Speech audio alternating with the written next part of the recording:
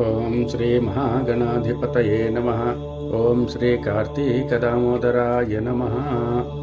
23వ రోజు పారాయణ.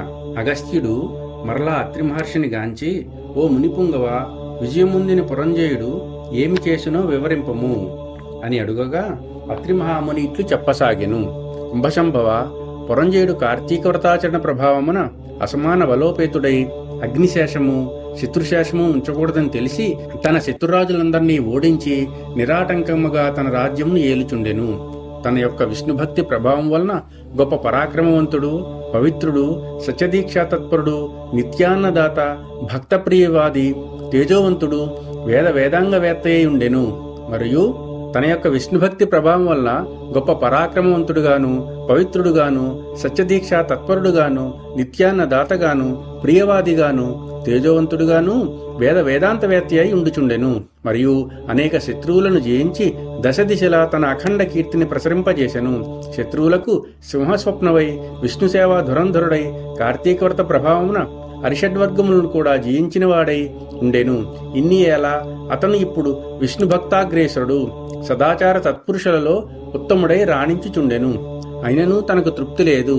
ఏ దేశములో, ఏ కాలమున, ఏ క్షేత్రమును ఏ విధముగా శ్రీహరిని పూజించినా కృతార్థుడ నగునాయని విచారించుచుండగా ఒకనాడు అశరీరవాణి ఇట్లు పలికెను.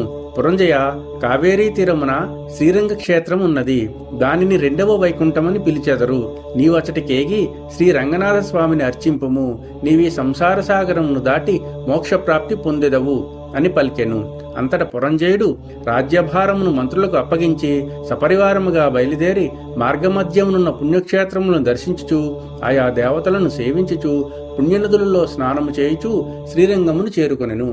అక్కడ కావేరి నది 2 పాయలీ ప్రవహించుచుండగా మధ్యనున్న శ్రీ రంగనాథాలయమున శేషశయ్యపై పవళించియున్న శ్రీ రంగనాథును గాంచి పరవశముంది చేతులు జోడించి, దామోదర, గోవింద, గోపాల, హరే కృష్ణ, వాసుదేవ, అనంత, అచ్యుత, ముకుంద, పురాణ పురుష, ఋషికేశ, ద్రౌపదీమాన సంరక్షక, దీనజన భక్తపోష, ప్రహ్లాదవరద, గరుడధ్వజ, కరివరద, పాహిమాం పాహిమాం, రక్షమాం రక్షమాం, దాసోహం పరమాత్మ దాసోహం అని విష్ణు స్తోత్రమును పఠించి కార్తీక మాసమంతయు శ్రీరంగమునందే గడిపి తదుపరి సపరివారముగా అయోధ్యకు బయలుదేరెను.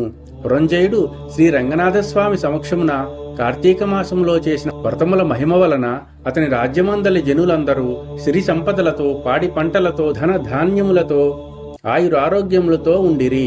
అయోధ్యానగరము దృఢతర ప్రాకారములు కలిగి, తోరణాయంత్ర ద్వారములు కలిగి, మనోహర గృహ గోపురాదులతో చతురంగ సైన్య సమేతమై ప్రకాశించుచుండెను. అయోధ్యానగరమందల వీరులు యుద్ధ నేర్పరులై, రాజనీతి కలవారై, వైరిగర్భ నిర్భేదకులై, నిరంతరము విజయశీలురై, అప్రమత్తులై ఉండిరి. పురంజయుడు శ్రీరంగ క్షేత్రమున కార్తీక మాస వ్రతం ఆచరించి సతీ సమేతుడై ఇంటికి సుఖముగా చేరెను. పురంజయును రాక విని పౌరజనాదులు మంగళవాద్య తూర్య ధ్వనులతో ఎదురేగి నగర ప్రదక్షిణము చేసి నిజాంతఃపురమున ప్రవేశపెట్టిరి. అతడు ధర్మాభిలాషి అయి దైవభక్తి పరాయణుడై రాజ్యపాలనము నర్చుచుండెను. కొంతకాలం గడిపి వృద్ధాప్యం వచ్చుటచే ఐహికవాంఛలు వదులుకొని తన కుమారునికి రాజ్యభారమును అప్పగించి పట్టాభిషిక్తుని చేసి తాను వానప్రస్థాశ్రమమును స్వీకరించి అరణ్యమునకేగెను.